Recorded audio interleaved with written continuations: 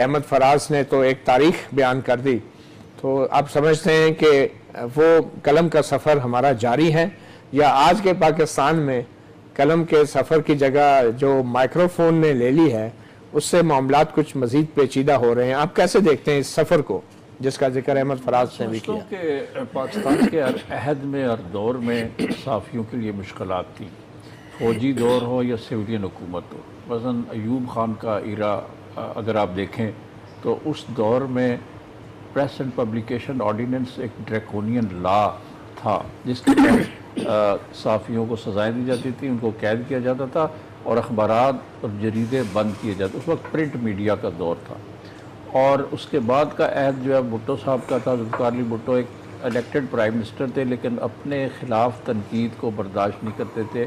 بہت سے اخبارات اور جرائد انہوں نے بند کیے اور صحافیوں کو سزائیں دی جو ان سے متفق نہیں تھے۔ اور پھر ضیاء الحق صاحب کا دور آتا ہے جس میں صحافیوں کو کوڑے مارے گئے، اور کھلے عام سرے عام ان کو کوڑے مارے گئے۔ تو مطلب ہے کہ یہ ہر دور میں صحافت زیر عتاب رہی ہے، اور